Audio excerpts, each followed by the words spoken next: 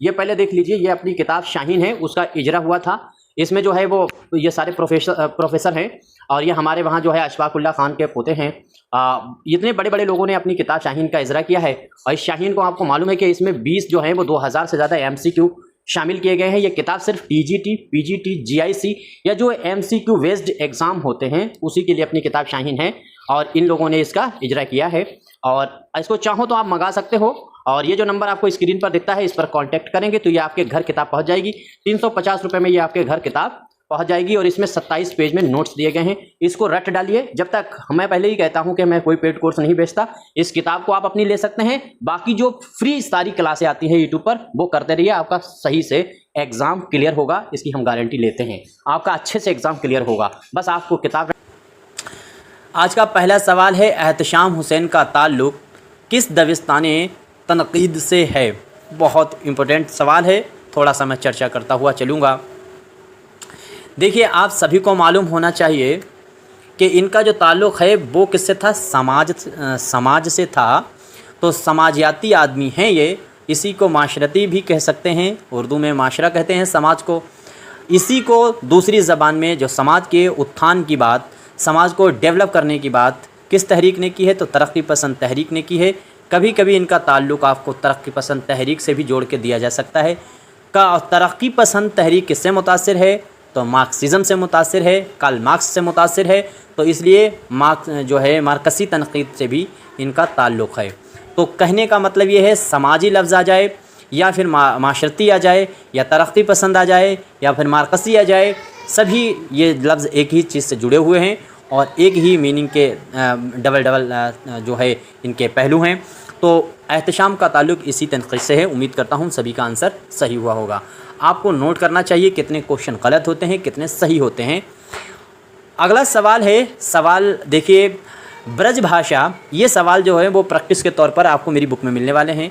ब्रज भाषा का मशहूर शायर अब्दुल रहीम खान खाना का ताल्लुक़ किस बादशाह के दरबार से था? यानी वो किससे जुड़े हुए थे, उनका ताल्लुक़ किस खान बादशाह से था? यहाँ पे थोड़ी सी डिटेल, मैंने कहा था कि TGT का एग्ज़ाम या सरकारी किसी भी नौकरी के एग्ज़ाम की आप तैयारी कर रहे हैं तो थोड़ी सी डिटेल आपको मालूम हो, उतने में काम चल सकता है आपका ऐसे सवालों को हैंडल करने के लिए।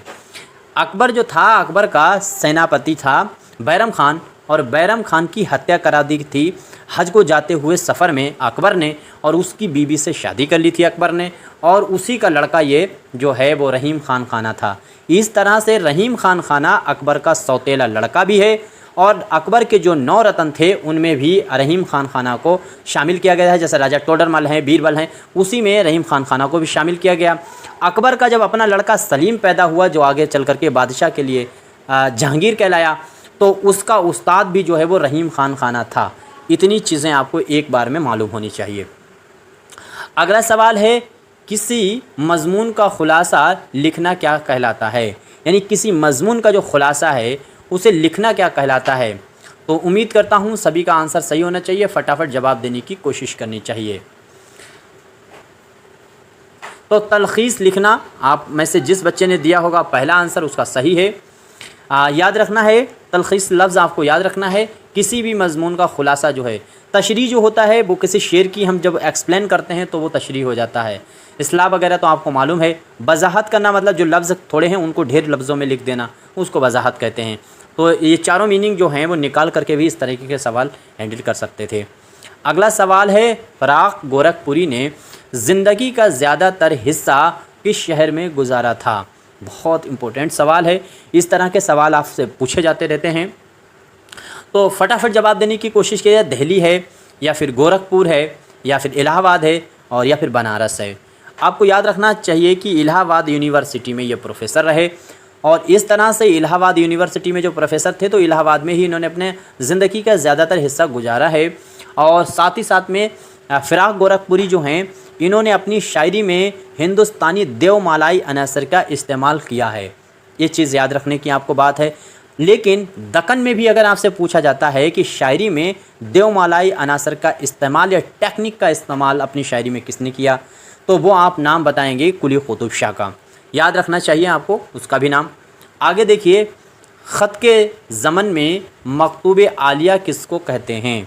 बहुत अहम सवाल है और इसी तरह की सारे सवालों की प्रैक्टिस खूब कीजिए। जितनी प्रैक्टिस, आपको सिर्फ और सिर्फ प्रैक्टिस ही परफेक्ट बना सकती है।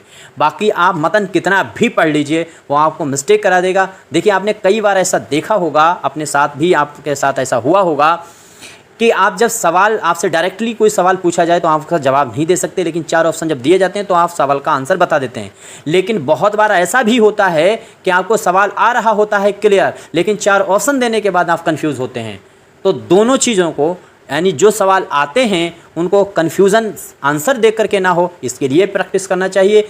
और जो आपको आंसर की प्रैक्टिस है तो उसको क्वेश्चन को क्लियर करने के लिए भी आपको मारूजी सवालों की प्रैक्टिस करनी चाहिए, जिसके लिए मैंने 10,000 से ऊपर क्वेश्चनों की प्रैक्टिस करा सकती है। ये सारी प्लेलिस्ट आपको फ्री मिलने वाली है चैनल पे। उम्मीद करता हूँ ये आंसर सभी का सही हुआ होगा। और इसमें जिस बच्चे ने आंसर दिया होगा सी, जिसके नाम ख़त लिखा जाए उसके लिए क्या कहते हैं, मकतूबे आलिया।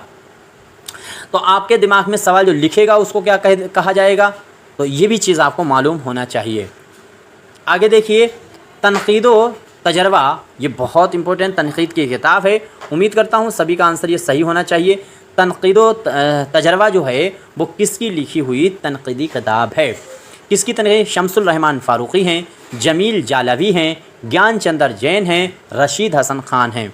आपको तनकीद में जो हिंदुस्तानी, मैं आपको चीज़ें बताता हूँ कि आपको क्या पढ़ना चाहिए। जब तक आप जवाब देने की कोशिश कीजिए और रिवीज़न किन चीज़ों का करना चाहिए जिससे आपका एग्ज़ाम आसानी से क्रैक हो सके। देखिए, हिंदुस्तानी जो नक्काद हैं, चाहे एहतशाम हो, जमील हो, रशीद हो, ज्ञान चंद्र हो, इनकी आपको तसानीफ़ें सबसे ज़्यादा पढ़ना चाहिए। साथ ही साथ में जो अरबियन नक्काद हैं उनकी तसानीफ़ें आपको ज़्यादा पढ़ना चाहिए। और जो वेस्टर्न अंग्रेज़ हैं, जैसे इलियट हो, रिचर्ड्स हो, मैथ्यूआर्लैंड हो, उनकी जब बारे में पढ़ेंगे तो आपको नज़रिया ज़्यादा पढ़ना चाहिए, क्योंकि सवाल इन्हीं चीज़ों से बनते हैं। जो अंग्रेज़ हैं उनके नज़रियों से सवाल बनते हैं, उर्दू के हैं उनकी किताबें रख करके पूछ लेते हैं ये किताब किसकी है, और या मुरत्तिब पूछ लेते हैं। और जो क्या कहते हैं, ये अरबी के जो हैं, चाहे वो सलामुल अजमी हों, चाहे वो कदामा इब्न जाफ़र हों, इब्न रशीक हों, इनकी अमूमन किताबें ही घूमती रहती हैं, इनकी किताबें पूछते हैं। तो आपको रिवीज़न करते वक्त ये चीज़ नज़र में रखनी चाहिए। जमील जालवी, जिस बच्चे ने आंसर दिया है उसका सही है। जमील जालवी ने मिराजी एक मुताला टी.एस. इलियट तक जो है मजमून टी.एस. इलियट के ऊपर इसने लिखे हैं। और साथ ही साथ में नून मीम राशिद एक मुताला करके इसकी तसानीफ़ हैं, कदम राव को तरतीब देने का काम किया है। खैर, ये सब चीज़ें आपने सुनी ही होगी जब पहले से, अगर आप मेरे चैनल पे जुड़े हुए हैं। दर्ज झेल में से कौन सा तनकीद निगार जो है वो शिया मसलक से ताल्लुक़ रखता था? बहुत अहम है सवाल, क्योंकि ये पूछ लेते हैं, ताल्लुक़ फ़िरका पूछने लगे हैं। तो जैसे शिया के अलावा आपको याद रखने अहले हदीस फ़िरके से जो है वो कौन ताल्लुक़ रखता था, तो शिया आपको बताना है शिया मसलक से। एक चीज़ यहाँ पे हम आपके सामने कन्फ्यूज़न क्लियर करेंगे। देखिए, एक नाम आपको दिख रहा है जोश मलियावादी। मैं कहता हूँ कि मेरी वीडियो बग़ैर स्किप किए हुए, स्पीड तो आप बढ़ा लिया कीजिए अगर आपको स्लो लगता है, लेकिन बग़ैर स्किप किए हुए पूरी वीडियो देखा कीजिए, आपको यकीनन बहुत जानकारी मिलने वाली है। क्वेश्चन अच्छे लगते हैं तब लाइक करना चाहिए, नहीं अच्छे लगते तो डिसलाइक भी करना चाहिए। और कंटिन्यूटी बनाए रखिए, चाहे 2 ही घंटा पढ़िए, एग्ज़ाम हटे या बढ़े या घटे, कुछ भी हो, आपकी तैयारी 20 जुलाई तक कंप्लीट होनी चाहिए। एग्ज़ाम चाहे बढ़े या ना बढ़े। तो इसमें जोश मलियावादी के बारे में आपको याद रखना चाहिए कि जोश मलियावादी जो है वो पहले तो सुन्नी थे, बाद में ये शिया बन गए थे। तो चूँकि अब ये नक्काद तो हैं नहीं, तो इनके बारे में, ये तो शायर है, तो इसके बारे में आपको याद रखना है। बाकी नक्काद हैं, तो नक्काद ऊपर वाला जो है जैसे मोमिन है, इनका जो है ताल्लुक़ किससे था, तो ये वहाबी मसलक से ताल्लुक़ रखते थे। और इसमें जिस बच्चे ने आंसर दिया होगा सी, यानी इमदाद इमाम असर, उसका आंसर एकदम राइट होने वाला है। ये ऐसे नक्काद हैं जिनका ताल्लुक़ जो है वो शिया मसलक से था। तो आपका आंसर सही होगा सी। लेकिन जोश मलियावादी को याद रखना, ये भी जो है शिया मसलक में आ गए थे। इन्हें अपनी खुद नविस्त में बताया, यादों की बारात जो इनकी आई है, तो यादों की बारात 5 हिस्सों पे है। तो यादों की बारात में ये बात कही गई है कि इन्होंने अपना मज़हब छोड़ा और वो मसलक छोड़ा और इसमें शामिल हुए। लेकिन सवाल के लिहाज से आपको जवाब देना चाहिए। ज़्यादा सवालों की बाल की खाल मत निकालिए। कुछ बच्चे जो होते हैं वो बाल की खाल निकालने में लगे हुए हैं, तो बाल की खाल निकालने वालों की अपनी भी खाल निकल जाएगी एग्ज़ाम के अंदर, ये पक्का समझ लीजिए 100%। मैं कई बार कह चुका हूँ, आपको दानिशवर बनने की बिल्कुल कोशिश नहीं करनी है। आपको सिर्फ़ और सिर्फ किसी भी सूरत से एग्ज़ाम निकालना है। उसके बाद आप इल्म हासिल करते रहिए। सीन स्वाद के लफड़े में बिल्कुल उर्दू के मत पढ़िए। आपको सिर्फ एग्ज़ाम निकालना है, सिर्फ उतना ही पढ़िए जितना एग्ज़ाम में पूछा जा रहा है। आगे देखिए, जमालियाती मादियत किस तनकीद की पहचान है। ऐसे सवाल बहुत बनते हैं, आपको आना चाहिए। तो इसमें जिस बच्चे ने दिया होगा मार्कसी, उसका आंसर एकदम सही होने वाला है, यानी सी आंसर आपका राइट होने वाला है। मार्कसी, अब मार्कसी के नाम मैंने अभी ऊपर अलग से बताए हुए थे। अगला सवाल है फ़नी अक़दार। फ़नी अक़दार पर ज़्यादा ज़ोर कौन सी तनकीद देती है। फ़नी अक़दार पर सबसे ज़्यादा ज़ोर कौन सी तनकीद देती है। क्या मार्कसी देती है, जमालियाती देती है, फसराती देती है, या फिर मतनी तनकीद देती है। फटाफट जवाब देने की कोशिश कीजिए। उम्मीद करता हूँ सभी का आंसर सही हुआ होगा। और इसमें आंसर जिस बच्चे ने दिया होगा बी, उसका आंसर एकदम राइट है, और यह आंसर आपका सही होगा जमालियाती। देखिए, क्वेश्चन मैं फिर कहता हूँ, अच्छे लगते हैं तो लाइक करना चाहिए, और ऐसी वीडियो हासिल करने के लिए आप चैनल को सब्सक्राइब कर सकते हैं। और वीडियो नहीं अच्छी लगती हैं तो दबाव कोई नहीं है, आप चैनल को अनसब्सक्राइब करके चले जाइए। बहुत लोग हैं जो आपको देखा होगा यूट्यूब पर टीजीटी के पढ़ा रहे हैं, आप उनसे पढ़ सकते हैं, उनकी वीडियो देख सकते हैं। आपकी मर्ज़ी है, आप स्वतंत्र हैं। मेरे चैनल को अनसब्सक्राइब भी करके आप जा सकते हैं, ज़रूरी नहीं आप सब्सक्राइब करें। और चाहें तो आप जब तक एग्ज़ाम नहीं हो रहा तब तक सब्सक्राइब कर लें, उसके बाद अनसब्सक्राइब कर दें। यहाँ पर कोई दबाव नहीं, लाइक की आपकी मर्ज़ी है, डिसलाइक आप कर सकते हैं, आपकी स्वतंत्रता है, मैंने आपको खुली छूट दी हुई है। आगे देखिए, मारूज़ी तलाज़मा। मारूज़ी तलाज़मा का तसव्वुर किस नक्काद ने पेश किया था। मैंने अभी थोड़ी देर पहले कहा था कि अंग्रेज़ों के जो नज़रियात हैं वो पढ़ने हैं, अरबियों की किताबें पढ़नी हैं, हिंदुस्तानी जो नक्काद हैं या मुहक्किक उनकी मुरत्तिब करदा किताबें, और अलग की जो उनकी तसानीफ़ें हैं वो पढ़नी हैं। इस तरह से आपको इस्तेमाल करना है, दिमाग लगाना है कि किसका क्या पढ़ना है। तो इसमें टी.एस. इलियट का नाम आपको याद रखना चाहिए। मारूज़ी तलाज़मा का तसव्वुर जो है वो इन्हीं ने पेश किया था। हिंदुस्तान में कोठारी आयोग का भी यही नज़रिया था कि मारूज़ी तलाज़मा होना चाहिए। दरअसल इसमें भेदभाव नहीं हो पाता है, लेकिन आपने सुना होगा कि यूपी असिस्टेंट प्रोफेसर का एग्ज़ाम जो आगे जीआईसी के तहत होने वाले हैं, यूपीपीएससी के तहत, उसमें ये लोग जो है रिटन एग्ज़ाम, रिटन मतलब मजमून लिखवा करके, नस्र पूरा लिखवा करके आपका एग्ज़ाम लेने वाले हैं। और मारूज़ी वो सवाल होते हैं जैसे 4 ऑप्शन दे करके जैसे एग्ज़ाम हो रहे हैं। तो इसमें भेदभाव कभी नहीं हो सकता है, चाहे आपसे कोई कितना भी टीचर नफरत करता हो, चाहे हिंदू हो, चाहे मुस्लिम हो, चाहे सिख हो या ईसाई हो। अगर आपने सवाल का आंसर बी सही है, बी ही दिया है, तो वह आपको आंसर का नंबर मिलने वाला है। लेकिन जो रिटर्न पेपर होता है उसमें भेदभाव 100% होगा। कहीं राइटिंग का काटेगा, कहीं अपनी बिरादरी के हिसाब से काटेगा, कहीं अपने धर्म के हिसाब से काटेगा, और ऐसा ही करना ये चाह रहे हैं इस बार। इसके लिए आवाज़ भी उठानी चाहिए। तो टी.एस. इलियट ने एजुकेशन में सबसे अहम चीज़ जो बताई है वो मारूज़ी होना चाहिए। मारूज़ी मतलब भेदभाव नहीं, आपको ऑप्शन दिए जा रहे हैं, इनमें से कोई एक ऑप्शन बिल्कुल राइट होगा, और राइट होगा वो अगर आपने दिया है तो उसका आंसर आपको मिलेगा, चाहे आप किसी भी धर्म नस्ल से हों। अगला देखिए कि परवाज़, मैं थोड़ा ज़्यादा बोल करके आपको याद कराने की कोशिश करता हूँ, कम से कम 10 सेकंड एक क्वेश्चन में मिलने चाहिए आपको, ताकि दिमाग फीड कर ले। परवाज़ किसका मशहूर अफसाना है। देखिए गौर कीजिएगा, परवाज़ अफसाना पूछ रहे हैं, शेरी मजमूआ नहीं पूछ रहा है। शेरी मजमूआ किसी और का है, यहाँ पर वो भी आदमी दिया गया है, किसका शेरी मजमूआ है। अफसाना किसका है, उसका भी नाम यहाँ दिया गया है। तो परवाज़ नाम का अफसाना आपको याद रखना है। हयातुल्लाह अंसारी का नाम आपको हर कीमत पर याद रखना। परवाज़ इन्हीं का लिखा हुआ मशहूर अफसाना है। अगला सवाल, ये जो है इबारत आपको पढ़नी है, ये पैराग्राफ दिया गया है और पैराग्राफ में आपको पहचानना है। अपने दोस्त सुंदरलाल से मिलता है और उसके साथ घूमने जाता है। एक दिन साइकिल से रहमत मियाँ के गांव रसूलपुर जाता है। ये पैराग्राफ किससे लिया गया है, यानी बदनसीब माँ का पैराग्राफ है, या फिर फायर एरिया का है, उदास नस्लों का है, या फिर आग का दरिया का है। देखिए, मैं सारे क्वेश्चन अपने दिमाग से बना करके लाता हूँ। 2017 से मैं लगातार यूट्यूब पे पढ़ा रहा। 2021 की भी 22 की जो भर्ती हुई थी वो मैंने पूरी कंप्लीट तैयारी उसकी कराई थी। और इधर भी 22 से जब से इसका फॉर्म पड़ा है, लगातार सिर्फ और सिर्फ यूपी टीजीटी पर मैं बात कर रहा हूँ। इसमें आपका आंसर जो सही हुआ होगा वो फायर एरिया, क्योंकि आप अगर नहीं पहचान सकते थे पैराग्राफ तो आपको मालूम होगा ये रहमत मियाँ का किरदार तो आपको पता ही है, रहमत है, इरफान ही, खतूनिया है, ये फायर एरिया के ही कैरेक्टर हैं। दूसरी बात, ये जिस गांव में रहता था वो रसूलपुर गांव था। आगे देखिए, अगला सवाल है, रजनी और कैलाश किरदार किस मशहूर अफसाने के हैं। तो किरदार किस मशहूर अफसाने के हैं। एक चीज़ मैंने बताई थी कि जो मेरी किताब है शाहीन, उसमें सारी चीज़ों की आपको तैयारी पूरी तो मिलेगी ही, नोट्स नुमा सारी प्रैक्टिस आपको मिलने वाली है उसके अंदर।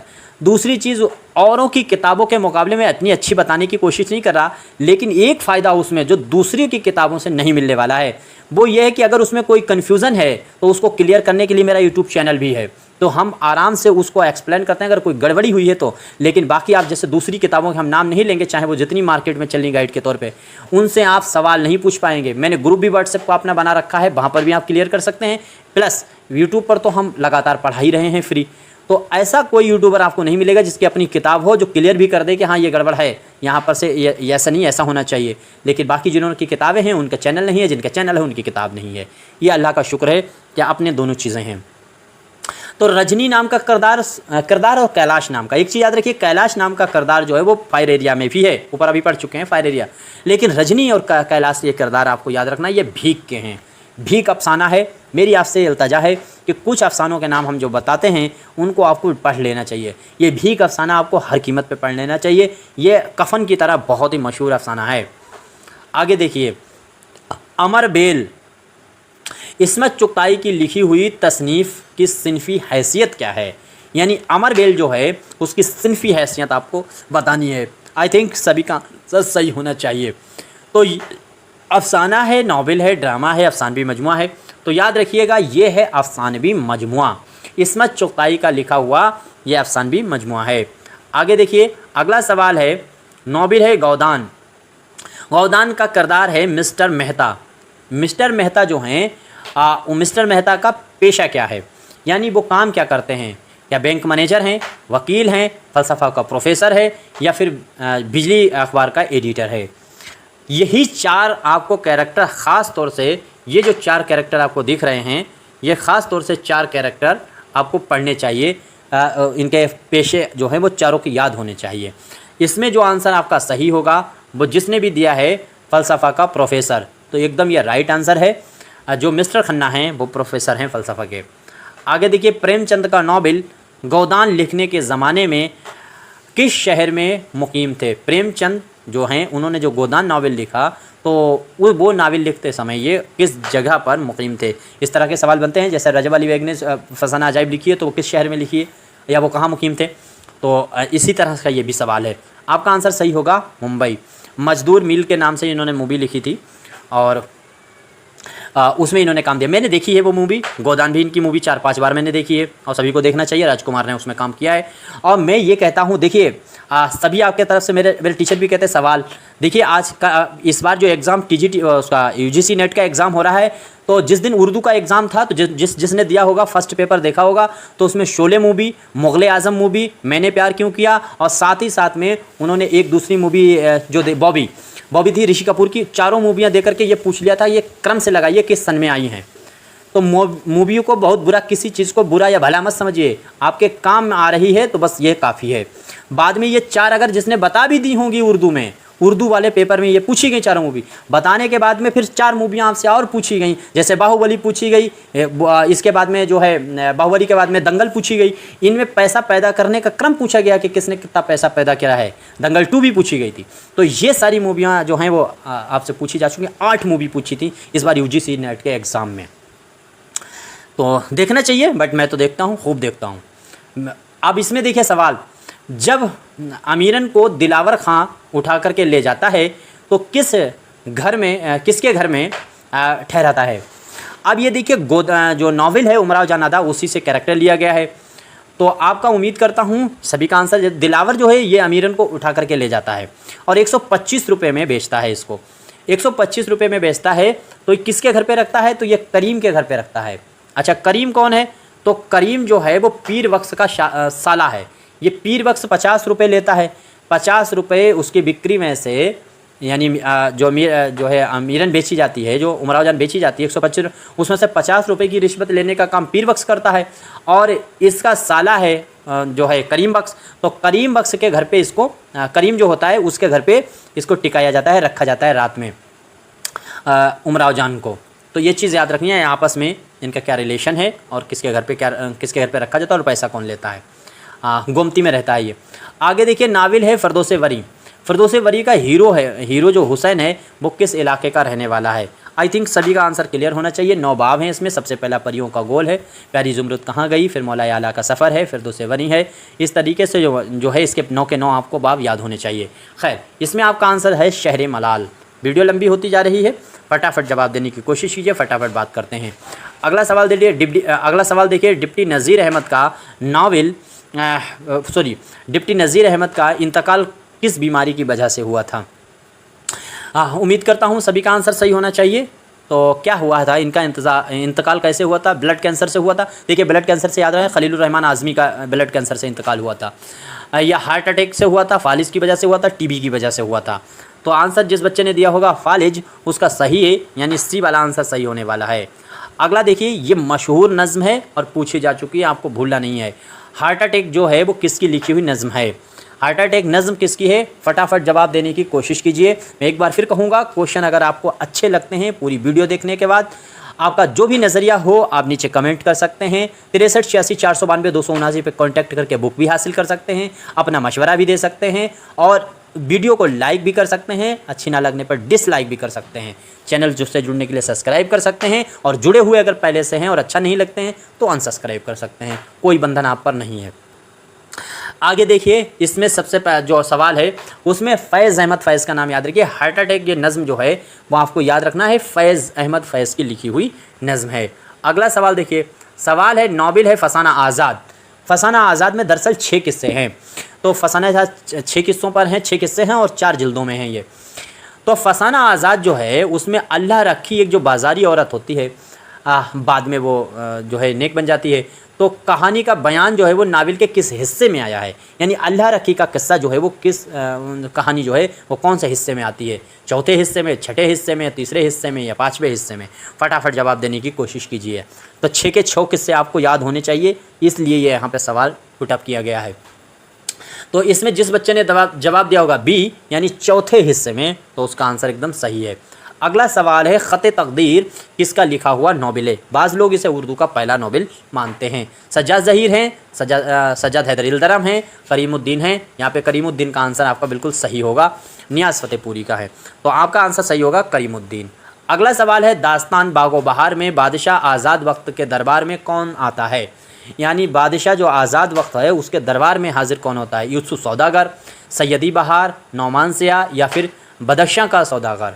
तो कई बार कहा गया होगा बदख्शां का सौदागर जो है वो हाजिर किया गया था, जिसके गले में कुत्ते के 12 लाल बंधे हुए थे। वज़ीर जादी से उसकी शादी होती है बाद में। आगे देखिए, ख्वा तुम पाओ घिसो या कि रखो सर बसजू, बहुत अच्छा शेर है। ख्वा कि तुम पाओ घिसो या कि रखो सर बसजू, बात पेशानी की जो कुछ है सो पेशानी है। यानी चाहे तुम कितने भी सर पटक डालो, कितनी भी दुआएं मांग डालो, कितने भी, यही मैं हर बार कहता हूँ कि आपका रिज़ल्ट कुछ भी रहे। और मैं एक तरीक़ा आपको बताता हूँ, एक बहुत अच्छा, मैं अलग तरह का, अलग मिजाज का आदमी हूँ। मैं कभी नहीं कहता कि खुदा से रो रो के दुआ मांगो। कुछ लोग आपको बताएंगे कि रो रो के दुआ मांगना चाहिए, रो रो के कतई बिल्कुल आंखें भीग जानी चाहिए, दामन भीग जाना चाहिए। ये मुझे लगता है कि ये बचकानी हरकत है। दुआ मांगने का एक तरीक़ा ये भी है कि कभी देखो खुदा की जो होना है वो होके रहेगा। खुदा ने ये बात कही है। हर बार नमाज़ पढ़ने के बाद या वैसे भी खुदा का शुक्र सिर्फ अदा करो और उससे एक बात कहो, अगर मोहब्बत करते हो तो खुदा से, तो आपका दुआ मांगने का तरीक़ा ये होना चाहिए कि या अल्लाह हमने मेहनत आपके सामने की है, अगर तुझे अच्छा लगता और मेरे हक़ में है तो मुझे कामयाबी दे दे, और अगर मेरे हक़ में नहीं है, अगर भलाई नहीं है तो हम ऐसी कामयाबी नहीं चाहते, हमें फ़ेल करा दे। फेल कराने के लिए भी दुआ मांगी और पास के लिए भी दुआ मांगी। अल्लाह के सामने दोनों बातें कही है कि आपके अल्लाह तेरे हाथ में, और फिर वो जो रिज़ल्ट दे दे। अब होता क्या है, दरअसल अगर पास हो गए तो मुर्ग मुसल्लम उड़ने लगता है, और जहाँ फेल हो गए तो वहाँ रो रो के बिछौने जो है और बिस्तर तकियाँ आपके जो है भीगे जा रहे हैं। ये सब गलत बातें हैं। कभी मैंने इस तरीके से कभी अपने आप को नहीं आजमाया। और जब भी फेल होते हैं तब भी आप इंजॉय कीजिए, पास हुए तब भी आप इंजॉय कीजिए, क्योंकि आपका फेल होना, पास होना, ये सब खुदा के हाथ में था, आपकी कोई गलती नहीं थी। तो यही शेर देखिए कि खा के तुम पाओ घिसो या के रखो सरवा सजू, बात पेशानी की जो कुछ आपके सामने पेशानी है वो पेश आके ही रहेगी। अब ये वाला शेर जो है वो किस दरवेश की कहानी के तहत आता है? पहला दरवेश, दूसरा दरवेश, तीसरा दरवेश या फिर चौथा दरवेश? तो जिस बच्चे ने जवाब दिया होगा बी, तो ये आंसर आपका सही होगा दूसरा दरवेश। दूसरा दरवेश आपका आंसर बी सही होने वाला है। और आज का आखिरी सवाल है, मीर अगर अहले ज़ुबान थे तो मीर अमन खालिक ज़ुबान थे, ये किसका कौल है? उम्मीद करता हूँ सभी का आंसर सही होगा। और यहाँ तक क्वेश्चनों पर हमने जो बात आपके सामने की है, इसमें कोई गलती हुई है तो ज़रूर बताइएगा। आंसर सही है ज्ञानचंद्र जैन। अब ये स्क्रीन पर आप देख सकते हैं, ये किताब को एडवर्टाइज है। इसको ख़रीदने के लिए आपको फ़ीस जमा करनी होगी, देनी पड़ेगी। घर तक पहुँचने की फ़ीस 295 रुपये इस टाइम पर है। आप मंगवा सकते हैं। 2000 क्वेश्चन प्रैक्टिस सेट हैं, इसमें क्वेश्चनों के मारूसी सवालात हैं और इसके अलावा टॉपिक वाइज चीज़ें इसके अंदर दी गई हैं। आप बाकी आपका जो भी नज़रिया हो, जो भी आपको मशवरा देना है, कमेंट कर सकते हैं। शुक्रिया।